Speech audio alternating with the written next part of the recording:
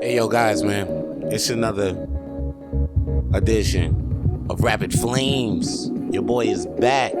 I got the count right this time. This is episode number 76, and I'm back. It's just Vance Michelle, and you wondering, does he have a co-host today? P-Bone, you wondering all my P-Bone lovers out there. P-Bone is not in the building today, but your boy Vance is. Your boy Vance is here. It's fresh. Sunday. I mean, y'all hearing it on a Monday, but yo, check it. Argentina just won the World Cup. They won it. They won the goddamn World Cup. Fucking, it was in the most incredible game. Some say, a lot will say it was the best World Cup final ever. Shout out to Leo Messi, you know, for finally winning his World Cup. He finally got the World Cup that he deserved for being the best damn player in football / soccer, whatever. You know, I don't really watch it. That's not my sport. My sport is basketball. I'm a basketball guy. I need to talk about the NBA. One episode. I haven't been watching basketball games this week, so can't really say. It's all about the World Cup, though. Shout out to Argentina. I seen Leo Messi get the Golden Ball Award. Pause. And then Mbappe.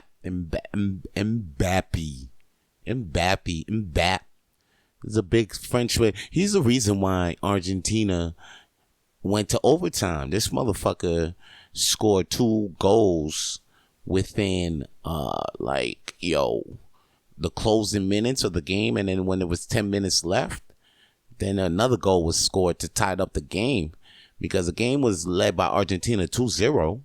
And then with 10 minutes left in the game, Mbappe scores 2 back-to-back. Shout out to Mbappe. He got the Golden Foot Award. You know, I guess he did get the Golden Foot, because he definitely deserved that for putting the foot up in Argentina's ass, thinking that shit was gonna be easy. He didn't make it easy for the motherfuckers. Kind of made it messy for Messi.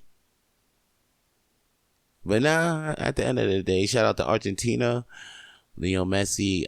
You know what though? It's a bigger story, because Nardona was an Argentina player that Argentina was really loving, and Leo Messi, even though like he was getting better than Nardona, he was getting more recognition than Nardona, he was like becoming the second Nardona in Argentina, but he was never able to bring the World Cup until today to Argentina, and he did. So Messi, not only is he the greatest player of our generation, football player of our generation, he actually surpassed Nardona in his own country, because he was trying to get love for the people, but he wasn't. The thing is, he wasn't as mean as Nardona. And then this year was the year he started getting grimy on it. He started spitting back at the referees like, yo, and Argentina was feeling him. So shout out to Leo Messi, man. He finally got the love of the people. It's a good thing, man.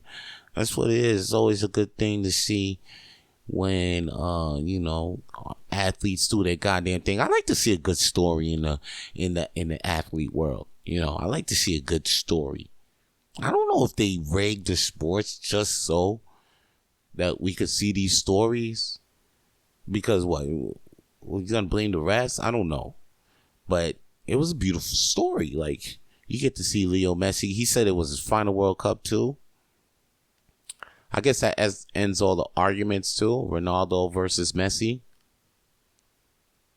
I guess that ends all them arguments. Like, for real. All them arguments need to be ceased, because Leo Messi is that dude. Now check it, yo.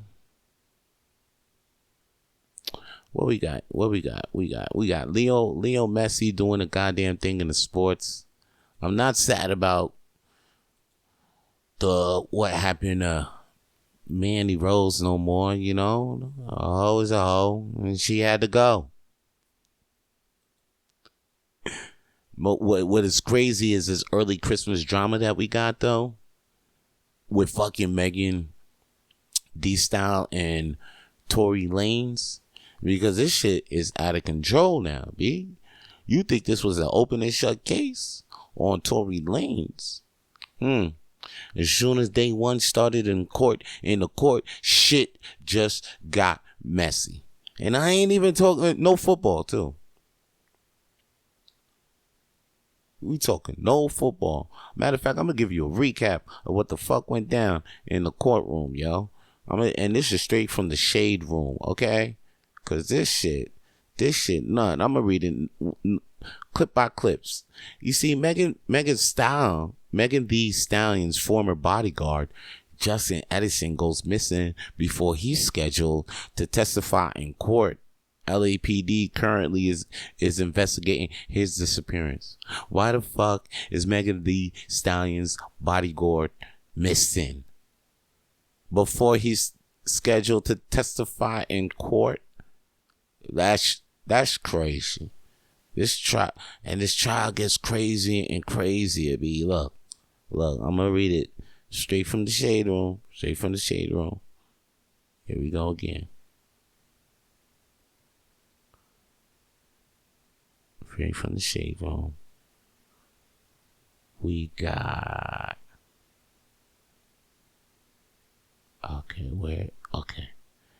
DNA expert says Tory Lanez DNA was not found on the gun magazine, and also DNA on the gun was inconclusive, but women's DNA was present.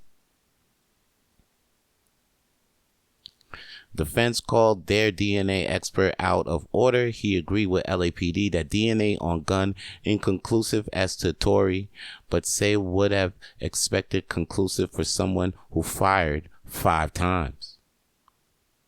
We are done for the day after hearing from the DNA experts who say Tory's DNA was not on the gun's magazine. It can be concluded that his DNA wasn't on the gun, but it can't be said that it was either.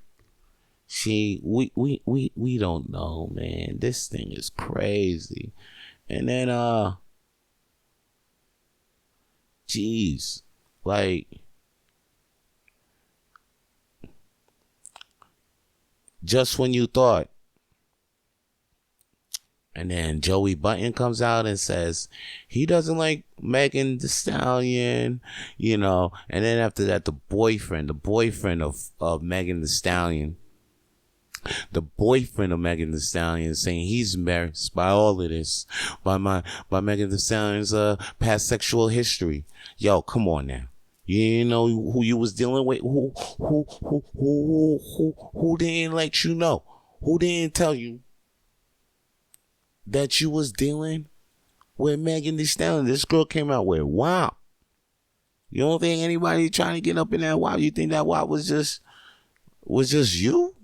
She said she had that WAP. Everybody was trying to get up in that, and a lot of people probably did and had some fun. And you can't be mad at that. You just got your turn. How you gonna say you embarrassed right now? That's kind of corny, B. And matter of fact, anybody out there embarrassed about your girl's body count, that's embarrassed. That's corny. That's some corny shit. Okay? You don't know what you got into, or you acting like your body count is probably as low. Like, that shit corny. It's 2022. Stop being religious out there. Stop. Don't be that guy. Body count. What's your body count? Your body count's too high. Man, body count shit corny, B. Leave that shit alone. Everybody body count high or low, whatever. It doesn't matter about what's going on now. You got Megan. Don't be embarrassed about what's out in the streets right now. The shit went around with the baby. You just mad because Wow, you and Ben Simmons said, nah, just, yo, man, just let that go, B. Right now, she's with you. Matter of fact, I'll be like, you know what? I wouldn't say I'm embarrassed and all that. Like, don't be out there embarrassing. And then we got Kelsey Harrison, husband, saying, "Oh, I'm questioning her motives because Kelsey Harris is married to their label, the label that Megan Thee Stallion's on, the main exec." And then homies now like, I'm questioning her motives. You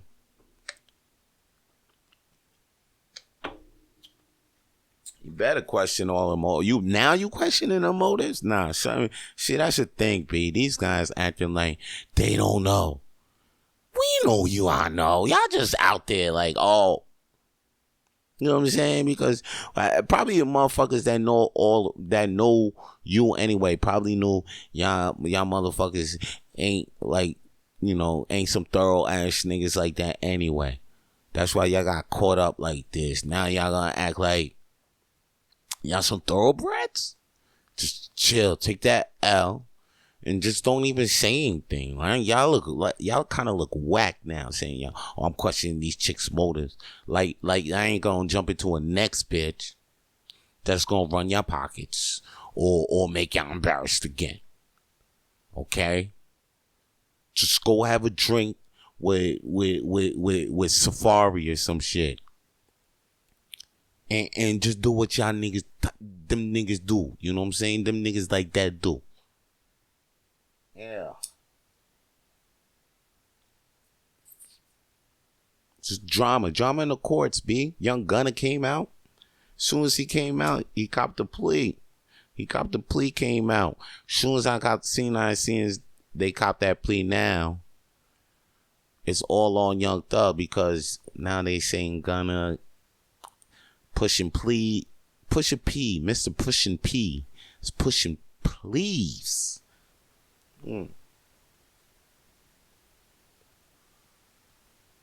Now, and they saying that the plea that he copped could be used to incriminate Young Thug. And it's crazy, man, because, they went in together. So, yeah, 1 + 1 = 2. Because he's out. The other guy's still in. And shit, like, now Young Gunna, he actually was supposed to do a fundraiser in Walmart, and they canceled that shit. So that shit crazy, B, because it's like, it's all smoke, B. It's like you don't even know what to trust, who to trust. Remember the whole year, you thinking Tory, this was an open and shut case on Tory Lanez. Everybody was ready, ride with, mostly the public kind of like was riding with Megan, but Tory Lanez was, he wasn't saying too much about the case, saying like, and then after that, like, and then remember when Drake came out with that song, Drake, Cinco, what's the shit on Her Loss? That shit hard, pause. That shit, but what he say? This motherfucker said something about Megan Thee Stallion lied about being shot. Megan took the internet and say, "Oh, they using my using my incident for clout," but it didn't look like it was clout. Now it kind of looked like Drake was telling the truth. Maybe, it's crazy with this music industry. They blow up a lot of smoke. You don't know what to even believe, man. So that's why I be like, yo, don't even take the music seriously. I mean, people out there are probably hurt because they take the music seriously. I think by now, like the general public shouldn't even believe like what they're consuming is the artist's life. I think we should just all believe that right now. They should just put a disclaimer on fucking music, like may not be real or don't believe, like, don't, like, let's just do that now, because right now you a lot of people thinking that it's real. You see what I'm saying? It's not real. Maybe just do what it is. You know, MC Hammer. Yeah, if you're MC Hammer, be an MC Hammer guy. That's what I say.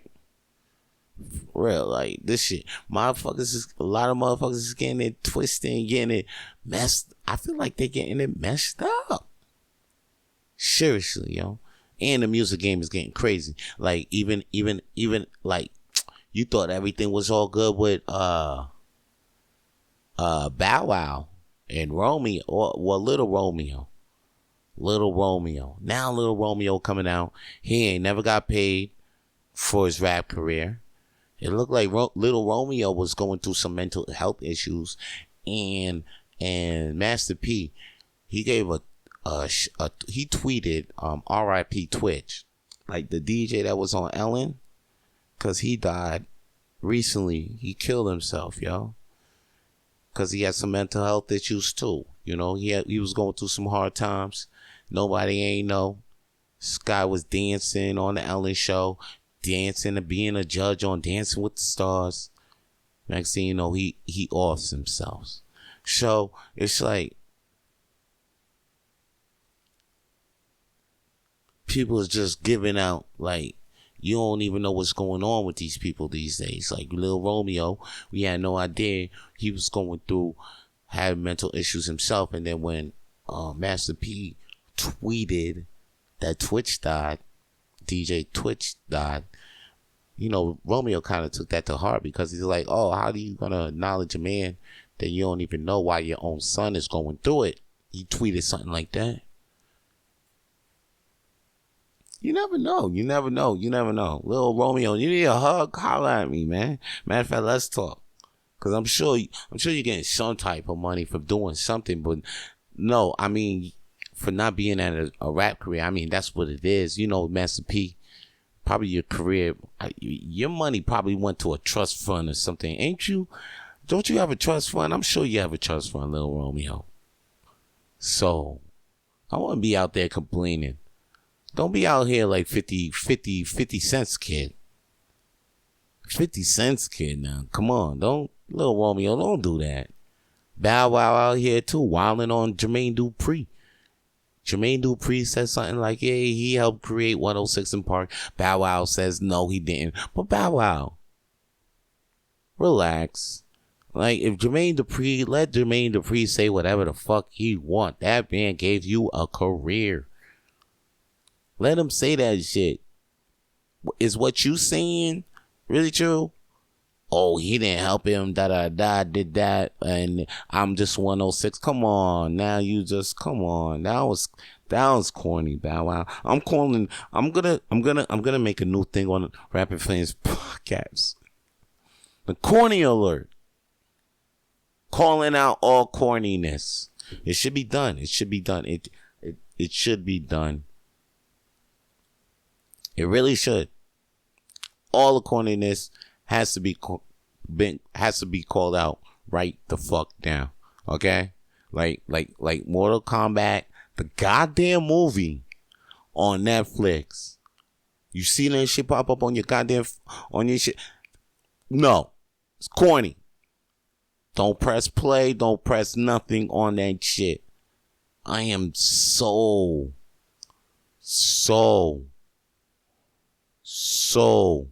disappointed in that movie. I don't even know. I haven't even watched all the Mortal Kombat. No, I haven't played all the Mortal Kombats.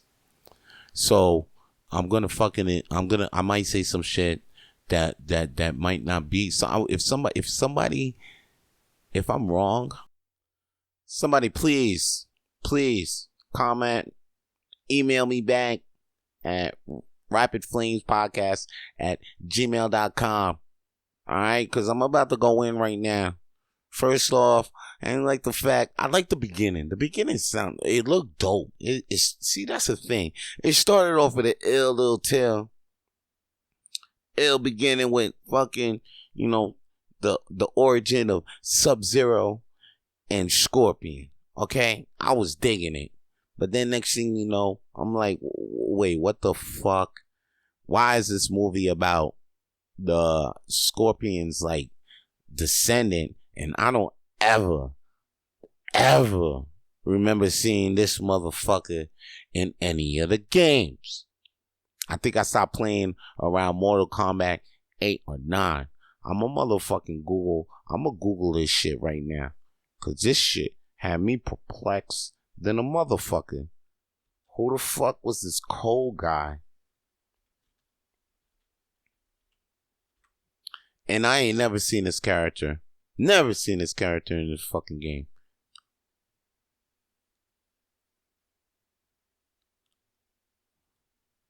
They shouldn't even be a second movie. There was a second movie ordered. Oh my god. Of course it was a fucking flop.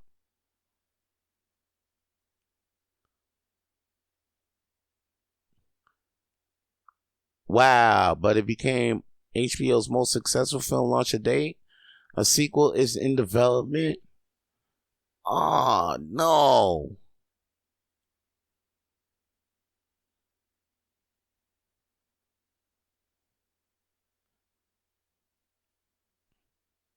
See, that's what they're saying. The 1995 is worth watching. That's true. The original one is worth watching. All right. Anyway, back to what the fuck I was saying though. This motherfucking Cole Young. Who the fuck was that? Like, this guy wasn't even in the goddamn game at all, yo. And I was pissed. And then after that, yo, the origin, they had Jax. It was just worse. It was just, the action was worse. The only thing that was pretty cool looking throughout the whole movie, only thing worth looking at throughout the whole movie that would be like, oh shit, they finally did, was the fatalities. But even those were like way too much for me. A lot of them though, were in the game were in the motherfucking movie.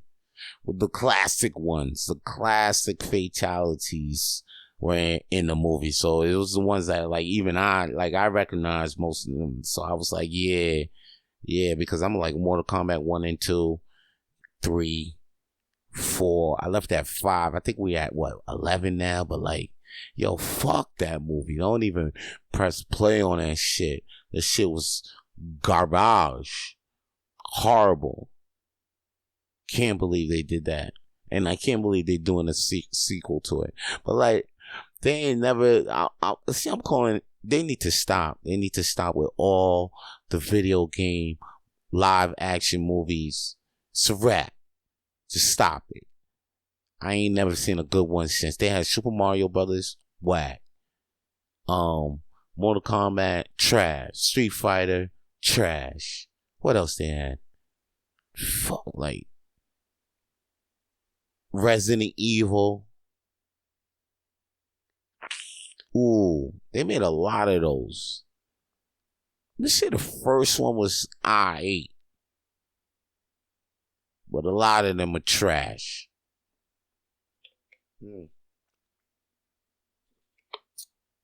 And I think the last one too is about the first game. I think that one's trash. It's probably trash. It's probably some Resident Evil motherfuckers out there like, no, it's not trash, man. No, I think it's probably trash. If it's not trash, have you seen it again? Like, that's the thing. Most movies that are hella good, I watch again and again, and you watch them again and again if they're good. If they're good, you're gonna watch again and again. I watch Half Baked again and again, and it's not only because, you know, it's a movie I like to watch while I'm high because they're smoking too. It's a good, you know, feel good movie. It's because it's a really good movie. I feel like Dave Chappelle deserves an Oscar in that. He does. He does. That's a really great movie. And you know what's another great movie? I ain't gonna lie. A tearjerker. for me, it's Hook. It's one of my favorite movies. When Peter Pan grows up. That's right, damn it. I love that movie. I love it like I love my town, baby. Speaking of my town, you know I wrote a song. I wrote a motherfucking song about the town where I came from, Spring Valley. I was just writing a song about, like, you know, my childhood and you know, a couple experiences about the people that I met there. I wrote this song a while ago. It was supposed to come out on a mixtape, but through technical difficulties and through I don't know, a bunch of delays, mishandlement of the fucking masters. I don't know. I don't have I have most of the tracks. A couple of the tracks from the mixtape, but like the last mixtape, my lost mixtape. I have a lost mixtape out there, people. Yes. I got a couple of mixtapes right now on SoundCloud. All you gotta do is just go to SoundCloud. Yes, I am a SoundCloud rapper. Your boy, Vito Blaze. Search for me. Look for me on SoundCloud. Yeah, and that Piff. I think, yeah, that Piff. I got 3. I got 3 mixtapes on that Piff. So if you're a Dat Piff guy, SoundCloud guy, just go there, look up Vito Blaze, and I got a couple of mixtapes. But I'm gonna play this song off of my lost mixtape. I have no name for it, but the song is called Valley Me. I'm gonna play this song. It's sung by your boy Vito Blaze, Vance, Michelle, me. It's me. This is me rapping. So if you hear the song, you're gonna be like, "Yo, who the fuck is that rapping?" It's me. Who made the beat? LeBack Spin. Yo, check out LeBack Spin. But yo, I'm gonna play this song. I'm gonna play this song because it's dope. It's dope. It's dope. I haven't. Well, a couple of people tell me it's dope. A couple of people have been playing it. Shout out to my homie Zach, gang. He's been bumping this shit. Matter of fact, he's been helping me get the plays up. Yo, shout out to Zach Kick. He been and speaking of Zach Kick, we gotta premiere this world's smallest carol at the world's smallest comedy night at Hurley's Irish Pub. Make sure you come check us out December 19th, 8 p.m. If you don't come check us that Monday night, just come every Monday night, any Monday night at Hurley's Irish Pub for the world's smallest comedy night, 8 p.m. You don't know where Hurley's Irish Pub is? It's downtown Montreal on Crescent Street, 1225, baby. Rue. 1225 Rue Crescent. I'm going to play my song. If anything, you turn your fucking volume way up. Have this shit bumping in your car right now, alright? I'm gonna put this shit on, and then I'm gonna come back with more of that shit, or the more rapid flames for that ass. Pause.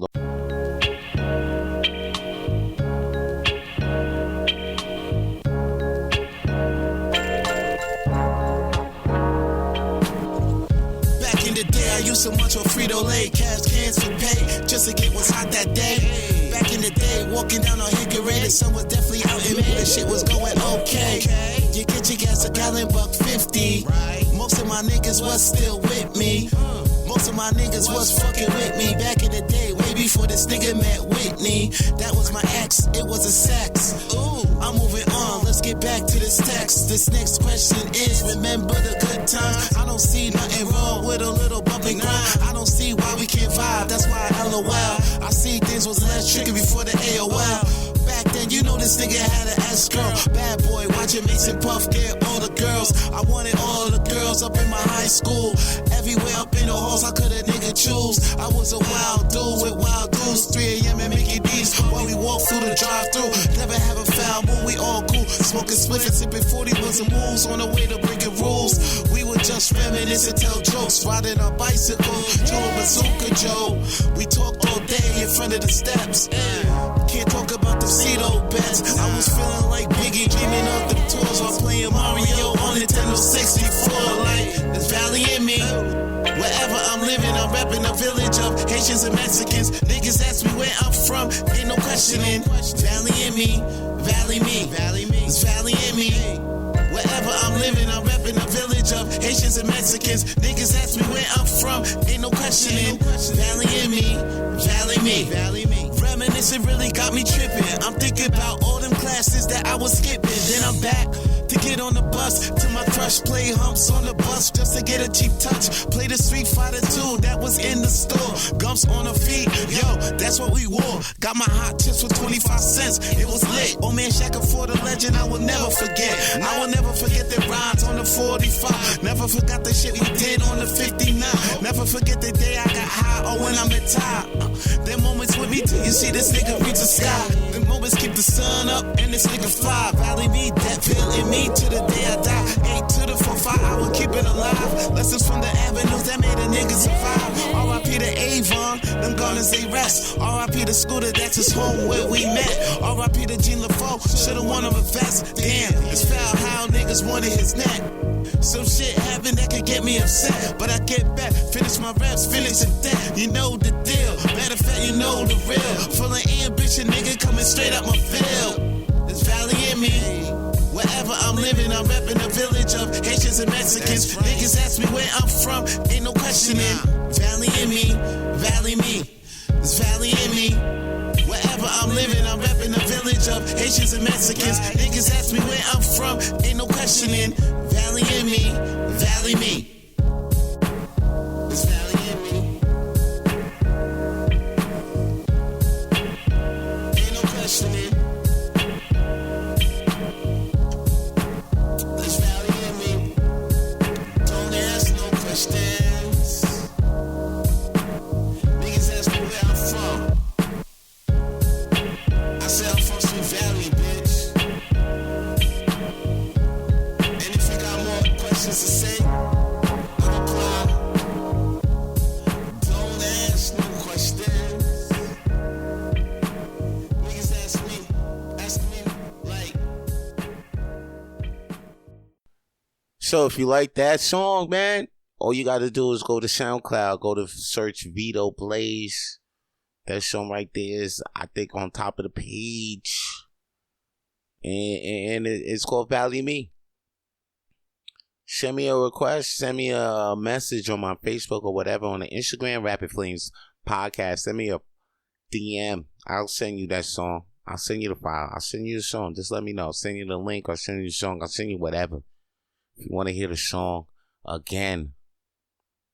Or, yo, it's on Spotify. So just, rewind the goddamn podcast and play it again. Play it again, play it again, play it again. Have that shit bumping. Bumping, yo. I'm thinking about treating myself. Christmas is coming up. We already got a Christmas surprise with all that drama in the court, but yo, I'm thinking I want to get a new pair of winter boots. That or maybe Mario Kart for the Switch because I'm late. I still ain't got Mario Kart. Wanted a few. I got the Nintendo Switch and I don't have Mario Kart. Should get Mario Kart. I don't know. I'm late. I thought they was going to come out with a new Mario Kart by now, but now what they did was they just keep coming out with new tracks. And now, with those new tracks, now I'm looking to get the one for the Switch. Because now I see the tracks, they look right. They look like, because this game was just a remake for the Wii, Nintendo Wii, so the shit don't look like it's for the Switch. But now it looks like it's for the Switch with the new tracks. The new tracks, I want to play that shit. Or you got the new Sonic Frontier game. Or I might fuck around and get that new Nintendo Switch. Because they got that new golf update. I like to play golf. One of the few brothers you might know that like to play golf.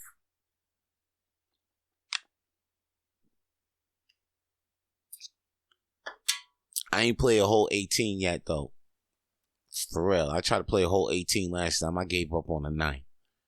Seriously, yo. Shout out to all the motherfuckers that go whole 18 holes. Okay? I'm working up there, though, son. I'm working. I ain't gonna front. You think that shit is easy? You think them motherfuckers ain't in shape? Nah, they got a little fortitude in them, son. They got a little strength. I wouldn't even think you can fuck up a golf player. I wouldn't think so. You probably might get some swings on him, but that nigga will outlast you. Don't think you're gonna get into a fight with a golf player and think the shit's gonna be easy. That motherfucker might eat some of your punches, and then next thing you know, when it's time to really go, you gonna still go. And then you're gonna be like, oh man, you're gonna be motherfuckers in the crowd like, fight forever. But your ass can't even fight forever. Speaking of fight forever, it seems like that war in Ukraine is forever. So much forever that your boy, the Ukrainian president, Volodymyr Zelensky, was able to score him an interview with David Letterman on The Next Guest on Netflix. Now I'm looking at this shit like, how did Volodymyr Zelensky get up on this Netflix? Especially with David Letterman? Like, how he's... Yo, you know what's crazy? I'm thinking like they did it like Skype or Zoom. You know, because, you know, they still warring out there in Ukraine. As of today, this war ain't stopped. You might hear this podcast. This war, I'm thinking the war was over. The way I saw Volodymyr Zelensky on my next guest on. I'm thinking, oh shoot, the war's over, but I ain't getting no news. Of course, like they ain't gonna announce that the war's over on Netflix. Anyway, Letterman went over there on some G shit.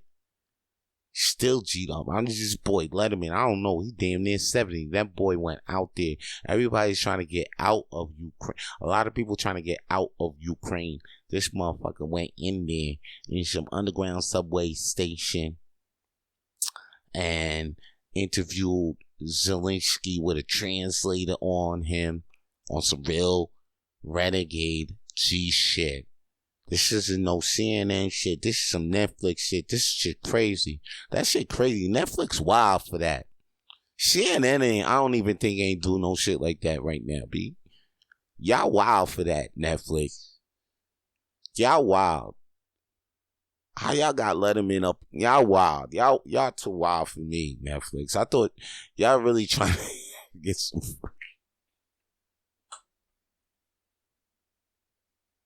You sent Letterman out there. Did you even have him with some bodyguards? And for Letterman to even go out there, come back safe, makes you think, who the fuck is really running Netflix?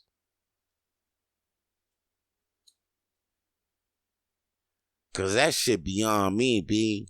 CNN ain't even out there trying to get this boy an interview. But somehow, some way, Letterman, out of all motherfuckers, is out there talking to Zelensky with the earpiece on. Like, how you feel with it? And giving them some real tough questions, too. I gotta see this interview, man. Because I think I gotta come back and talk about it. So I really gotta come back. But just seeing the trailer alone made me have to spit my shit on it.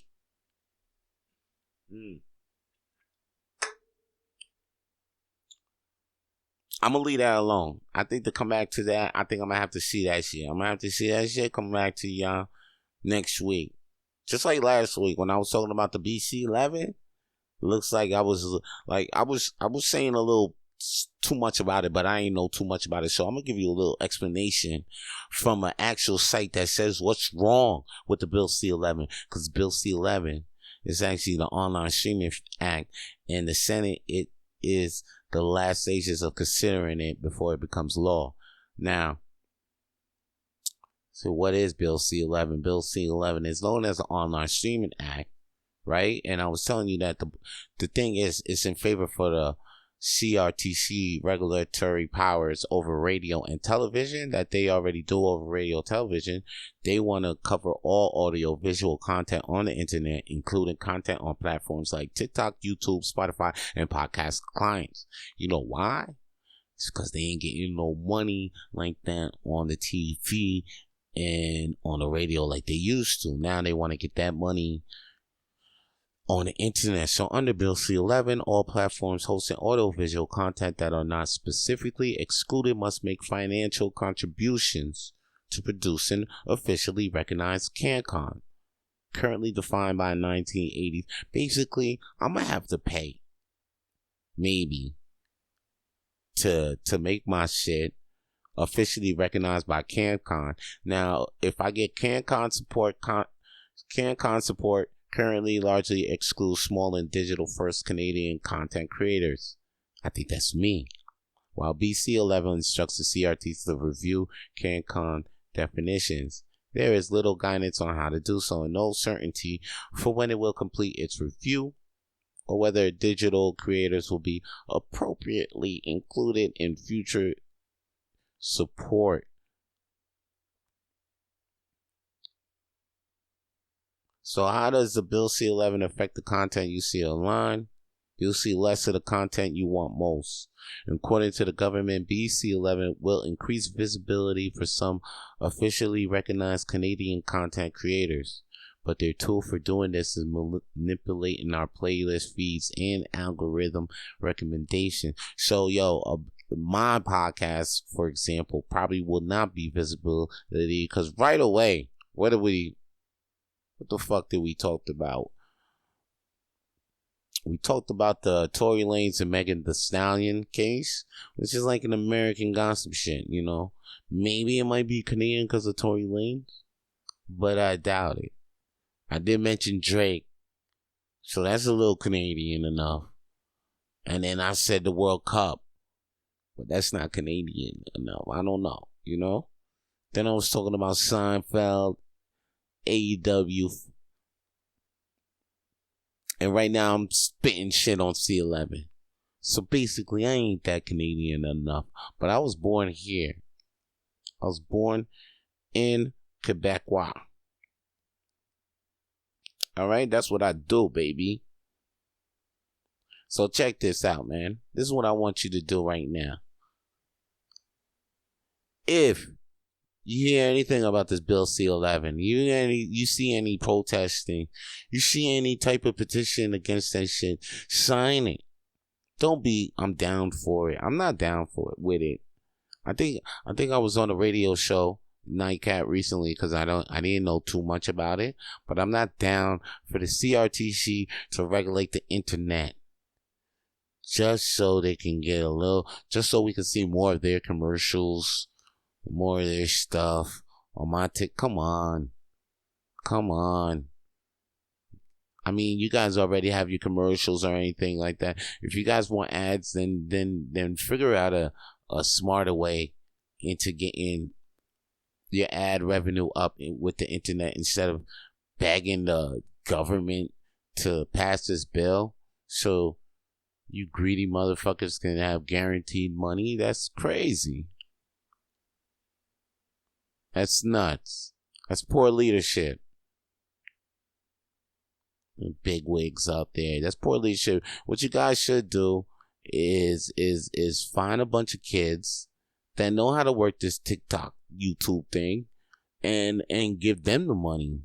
Start giving them and tell them how to make these ads to bring back the money back to you guys. You guys need to start working with these influencers, the ones that's dominating the views, and pay them guys. Like if I was the head of Coca-Cola, like get with Mr. Beast, like get your money back. What are you doing there? If I was somewhere out there, if I was the guy in maple syrup, if I'm a maple syrup guy, I'm losing money because I'm making radio ads or TV. Well, fuck that. Get the who's the top Quebecer TikTok? You know what I'm saying? Start giving her maple syrup money and get that money back, and everybody could be happy. She complaining to the government, so make sure you get a handout. Relax. You know what I'm saying? Leave the handouts to the people that really need it. You guys don't need it. You guys just need to switch up your game plan. Yo, speaking of game plan, you know what the game plan is? If you listen to this on Monday, December 19th, this is when this podcast came out. I want you to go to Hurley's Irish Pub tonight at 8 p.m. You know why? Because the world's smallest Christmas carol will be premiering. And in that will be me, Zach Kick, Walter Ling, and other great Montreal comedians. You know what I'm saying? I'm not going to mention a lot of them. I'll mention a few right now. Sarag Millennium playing the Ghost of Christmas Present. Then after that, the Ghost of Christmas Past is by Mason Terry. And then after that, you got, who else? Oh yeah, the Ghost of Christmas Future, played by Trevor Thompson. And many more people that you may not heard of. But listen, this is going to be a fun fucking time. You got to bring your ass down to Hurley's Irish Pub. If you haven't been there, it's a free comedy show called The World's Smallest Comedy Night. It's hosted by me and Zach Kick. I've been mentioning this shit earlier in the podcast, and I'm going to mention that shit now. I think I'm going to mention that shit for a long time because I've been there for a long time, hosting this for 4 years. Okay, it's me. I've been on JFL, ZooFest.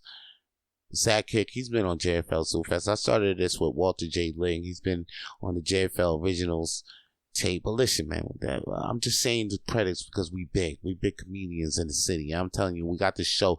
The show ain't no low quality show. It's high quality. But, you know, we got the credits. That's why you come to the show because we know what we doing. Anyway.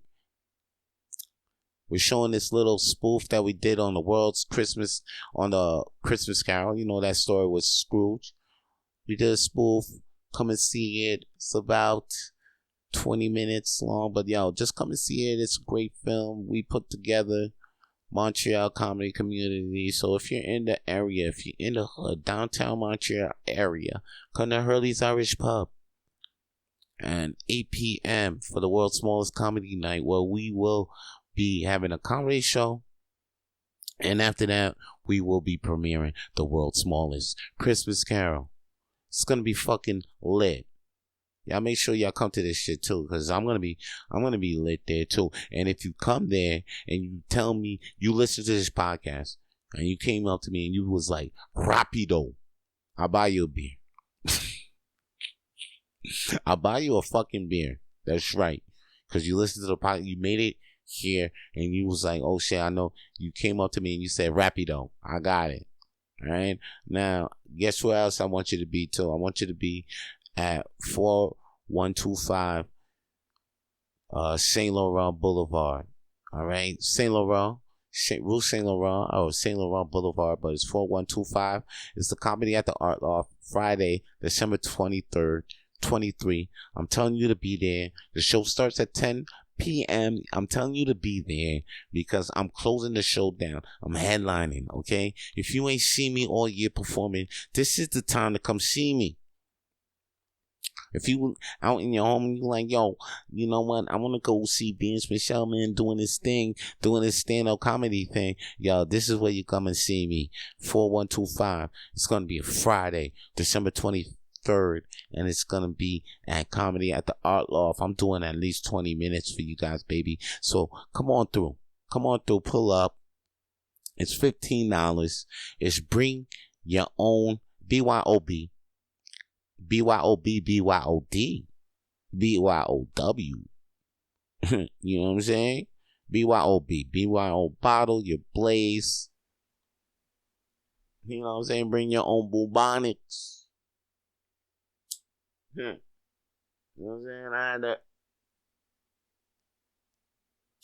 had that bubonic, that chronic that made me choke.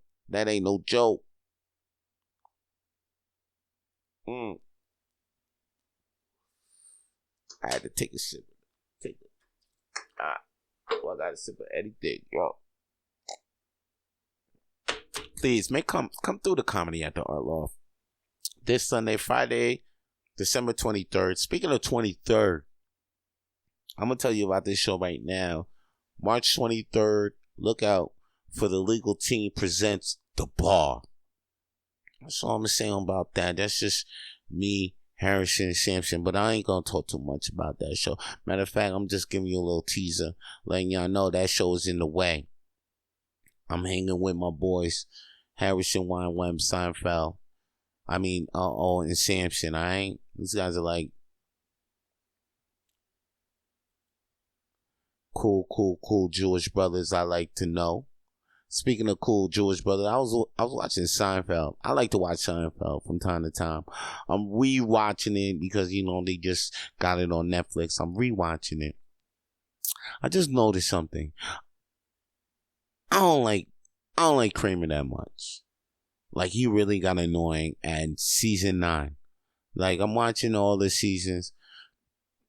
I'm thinking like, okay, Kramer's enough doofy. He's doofy. But season 9, I think he got really, to me, I don't know.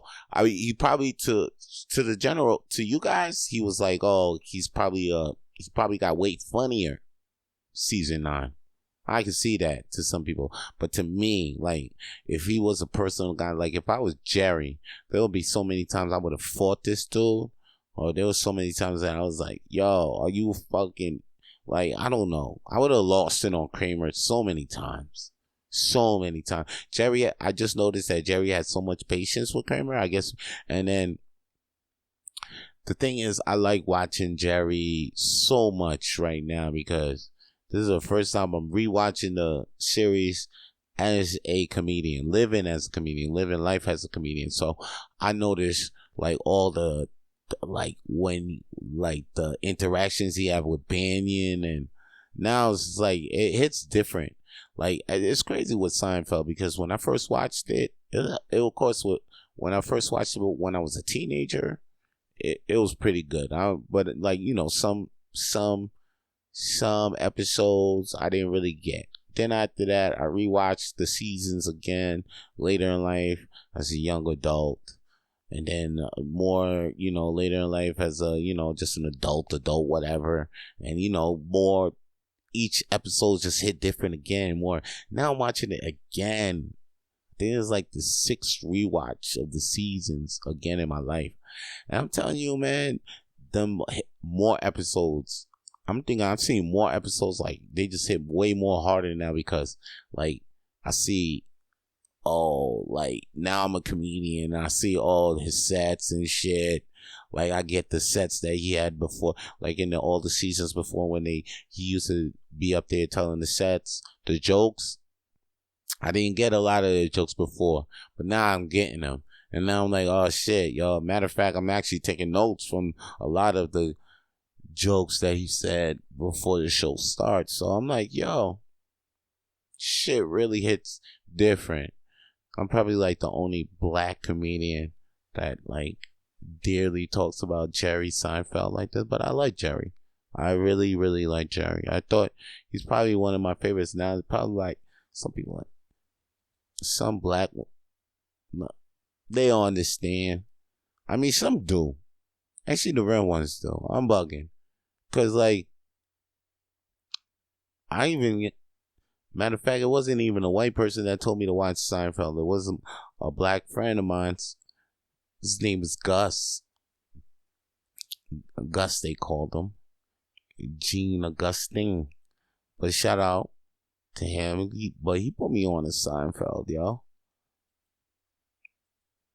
And I don't think and then I stopped watching it again. But then after that, my dad started watching Seinfeld. I'll just go home from college sometimes and be like, "Oh, did you see Jerry? You watch Jerry?"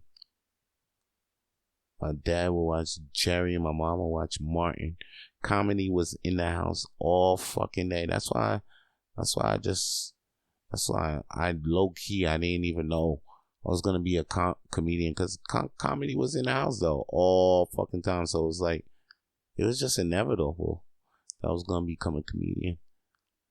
You know what I'm saying? It was inevitable. And you know what's fucking inevitable? That this shit has to come to an end. But here's another thing. I'm gonna tell you one thing before I fucking go though. One thing that's inevitable in your life, and you think that you can probably stop this shit. You could be the most likable guy in the goddamn world. Everybody could like you. You understand? You can be funny. You can be charming. You could be having all the goddamn girls. I'm telling you this, okay? You're going to have backup, but then I'm telling you this. You're going to have haters. You're going to have at least 1, 2 people that don't like you for any reason. You could be the charismatic. Everybody like, but nobody don't like you. And I'm telling you, don't let that discourage you or take you out your grind or your vibe.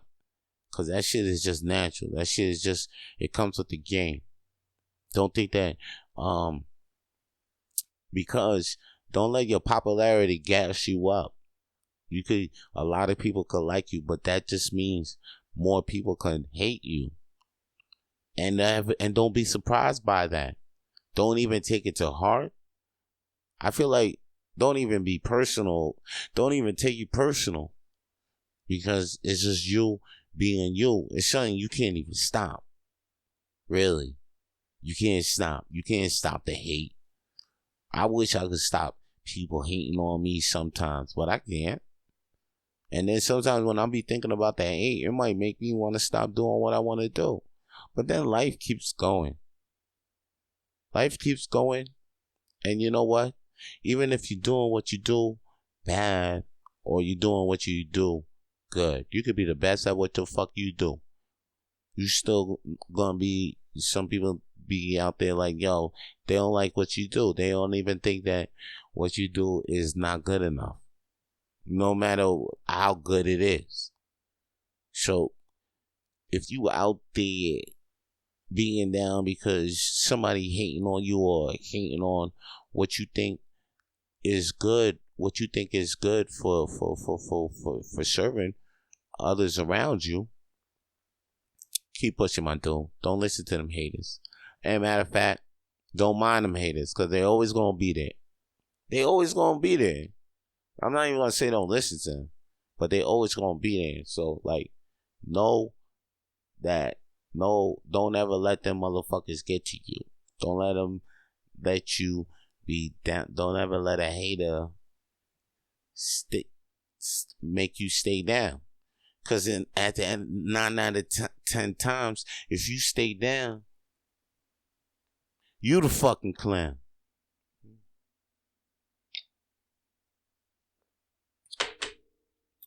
Hey, yo, man, I'm going to wrap up this motherfucking Rapid Flames, B. That's real talk. Yeah, that's real talk. I'm gonna just go, be gone. I hope you guys enjoyed this episode. You guys make sure you stay in tune for the next episode dropping Thursday, B. Alright? That's what we doing twice the motherfucking week. Twice a week for that ass. Rapid Flames. That's what it is. And it's a wrap. It's a wrap for Rapid Flames. Stay lit. For more episodes of the Rapid Flames podcast, please subscribe to the Rapid Flames podcast on iTunes, Google, Spotify, and wherever podcasts are available now.